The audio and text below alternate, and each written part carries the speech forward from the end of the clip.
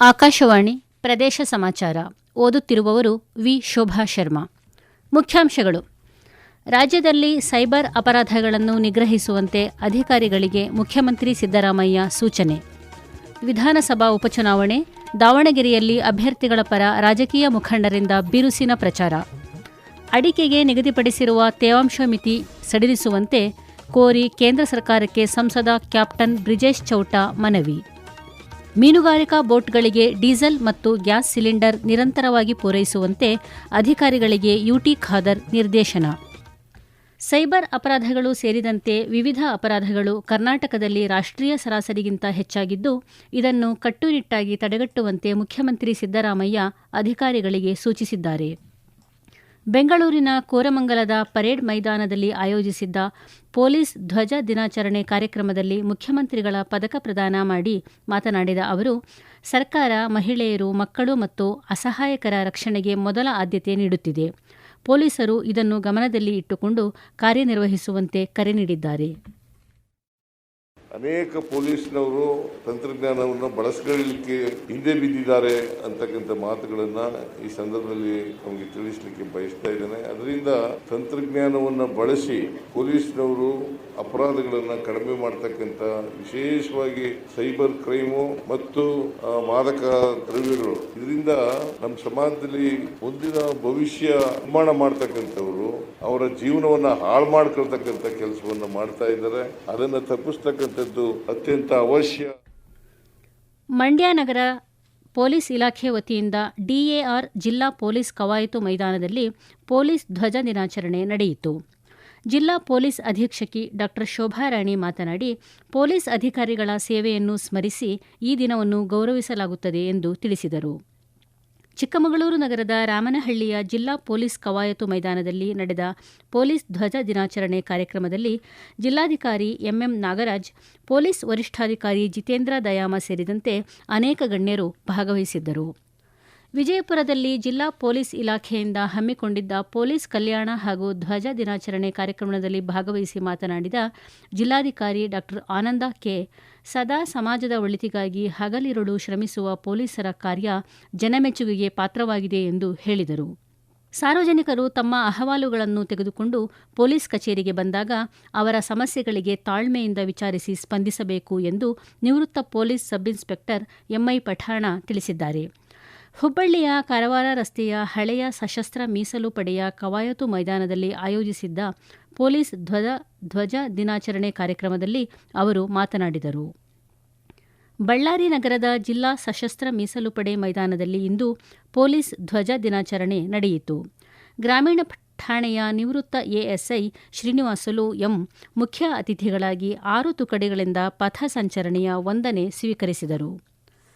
ದಾವಣಗೆರೆ ದಕ್ಷಿಣ ವಿಧಾನಸಭಾ ಕ್ಷೇತ್ರದ ಉಪಚುನಾವಣಾ ಕಣದಲ್ಲಿ ಅಭ್ಯರ್ಥಿಗಳ ಪರ ವಿವಿಧ ರಾಜಕೀಯ ಪಕ್ಷಗಳ ಬಹಿರಂಗ ಪ್ರಚಾರ ಕಾರ್ಯ ಚುರುಕು ಪಡೆದಿದೆ. ಬಿಜೆಪಿ ಅಭ್ಯರ್ಥಿ ಶ್ರೀನಿವಾಸ ದಾಸಕರಿಯಪ್ಪ ಅವರ ಪರವಾಗಿ ಕ್ಷೇತ್ರದ ವಿವಿಧ ಕಡೆಗಳಲ್ಲಿ ಮಾಜಿ ಮುಖ್ಯಮಂತ್ರಿ ಡಿವಿ ಸದಾನಂದಗೌಡ, ಡಾ G M Siddeshwar, B Sriramulu, M P Renukacharya, ಮಾಜಿ ಸಂಸದ ನಳಿನ್ ಕಟೀಲ್ ಸೇರಿದಂತೆ ಹಲವರು ಪ್ರಚಾರ ನಡೆಸಿದರು. ಕಾಂಗ್ರೆಸ್ ಅಭ್ಯರ್ಥಿ ಸಮರ್ಥ ಮಲ್ಲಿಕಾರ್ಜುನ್ ಪರವಾಗಿ ಸತತ 2ನೇ ದಿನವಾದ ಇಂದೂ ಕೂಡ ಮುಖ್ಯಮಂತ್ರಿ ಸಿದ್ದರಾಮಯ್ಯ ಬಹಿರಂಗ ಪ್ರಚಾರ ನಡೆಸಿದರು. ಮಾಜಿ ಸಭಾಪತಿ ಬಿಎಲ್ ಶಂಕರ್, ರಾಜ್ಯಸಭಾ ಸದಸ್ಯ ಎಲ್ ಹನುಮಂತಯ್ಯ ಸೇರಿದಂತೆ ಪಕ್ಷದ ಅನೇಕ ಮುಖಂಡರು ಮತಯಾಚಿಸಿದರು. ಬಾಗಲಕೋಟೆ ವಿಧಾನಸಭಾ ಉಪಚುನಾವಣೆ ಹಿನ್ನೆಲೆಯಲ್ಲಿ 85 ವರ್ಷಕ್ಕಿಂತ ಮೇಲ್ಪಟ್ಟ ಹಿರಿಯರು ಹಾಗೂ ವಿಶೇಷಚೇತನರಿಗೆ ನಿನ್ನೆ ನಡೆದ ಮನೆಯಿಂದಲೇ ಮತದಾನದಲ್ಲಿ ಮೊದಲ ದಿನವೇ 93.4% ಮತದಾನವಾಗಿದೆ ಎಂದು ಚುನಾವಣಾಧಿಕಾರಿ ಸಂತೋಷ ಜಲಾಸರ ತಿಳಿಸಿದ್ದಾರೆ.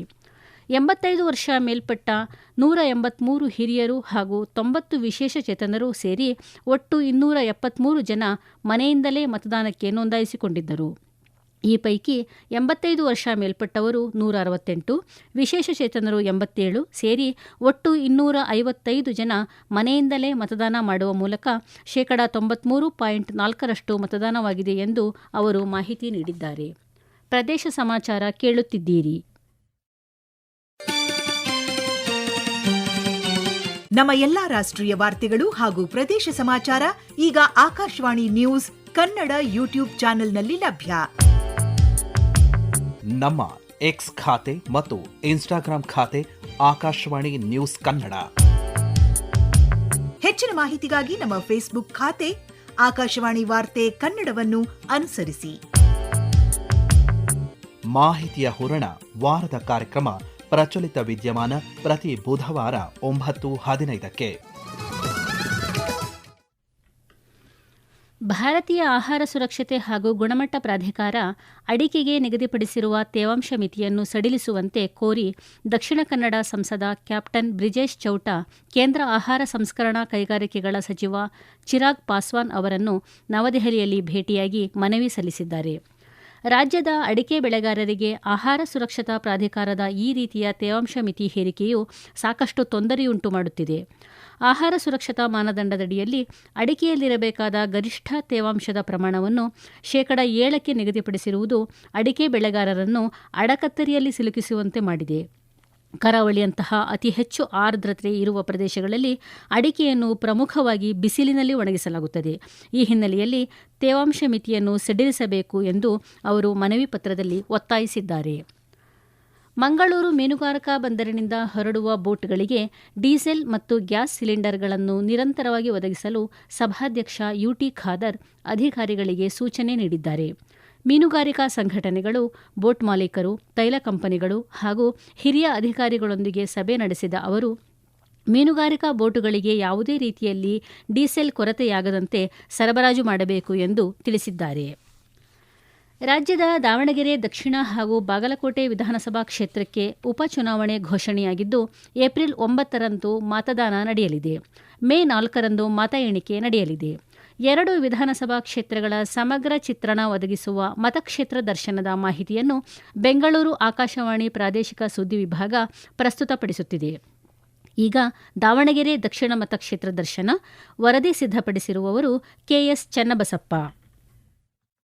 ದಾವಣಗೆರೆ ಎಂದಾಕ್ಷಣ ನೆನಪಿಗೆ ಬರುವುದು ಬಾಯಲ್ಲಿ ನೀರೂರಿಸುವ ಬೆಣ್ಣೆ ದೋಸೆ. ಪೂರ್ವದಲ್ಲಿ ಚಿತ್ರದುರ್ಗ, ಉತ್ತರದಲ್ಲಿ ಬಳ್ಳಾರಿ, ಪಶ್ಚಿಮದಲ್ಲಿ ಹಾವೇರಿ ಮತ್ತು ದಕ್ಷಿಣದಲ್ಲಿ ಶಿವಮೊಗ್ಗ ಜಿಲ್ಲೆಗಳ ಗಡಿಯೊಂದಿಗೆ ಬೆಸೆದುಕೊಳ್ಳುವ ಮಧ್ಯ ಕರ್ನಾಟಕ ದಾವಣಗೆರೆ ಮಲೆನಾಡು, ಅರೆಮಲೆನಾಡು, ಬಯಲು ಸೀಮೆ ಹೀಗೆ 3 ರೀತಿಯ ಹವಾಗುಣ ಹಾಗೂ ವಿಭಿನ್ನ ಸಂಸ್ಕೃತಿ, ಆಚಾರ ವಿಚಾರಗಳನ್ನು ಒಳಗೊಂಡ ಸಂಗಮ ಕ್ಷೇತ್ರವಾಗಿದೆ. ರಾಜಕೀಯವಾಗಿಯೂ ಜಿಲ್ಲೆ ಬಹಳ ಪ್ರಸಿದ್ಧಿ ಪಡೆದಿದೆ. 2008ರಲ್ಲಿ ಆದ ಕ್ಷೇತ್ರಗಳ ಪುನರ್ವಿಂಗಡಣೆಯಿಂದಾಗಿ ಸೃಜಿಸಿದ ಈ ಕ್ಷೇತ್ರದಲ್ಲಿ 2008ರಿಂದ 2023ರವರೆಗೆ ನಡೆದ 4 ಚುನಾವಣೆಗಳಲ್ಲಿ ಕಾಂಗ್ರೆಸ್ನ ಶಾಮನೂರು ಶಿವಶಂಕರಪ್ಪ ಅವರೇ ಗೆಲುವು ಸಾಧಿಸಿದ್ದರು. ಇದೀಗ ಅವರ ನಿಧನದಿಂದ ತೆರವಾಗಿರುವ ಕ್ಷೇತ್ರದ ಉಪಚುನಾವಣೆ ಕಾಂಗ್ರೆಸ್ ಮತ್ತು ಬಿಜೆಪಿಗೆ ಪ್ರತಿಷ್ಠೆಯ ಕಣವಾಗಿ ಮಾರ್ಪಟ್ಟಿದೆ. ಈ ಬಾರಿ ಸಮರ್ಥ್ ಶಾಮನೂರು ಕಾಂಗ್ರೆಸ್ನಿಂದ ಹಾಗೂ ಬಿಜೆಪಿಯಿಂದ ಶ್ರೀನಿವಾಸ ದಾಸಕರಿಯಪ್ಪ, ಎಎಪಿಯಿಂದ ಶಿವಕುಮಾರ್ ಸೇರಿದಂತೆ 25 ಮಂದಿ ಕಣದಲ್ಲಿದ್ದಾರೆ. ಕ್ಷೇತ್ರದಲ್ಲಿ ಒಟ್ಟು 284 ಮತಗಟ್ಟೆಗಳಿದ್ದು, ಇದರಲ್ಲಿ 234 ನಗರ ವ್ಯಾಪ್ತಿಯಲ್ಲಿದ್ದರೆ 50 ಗ್ರಾಮೀಣ ಭಾಗದಲ್ಲಿವೆ. ಕ್ಷೇತ್ರದ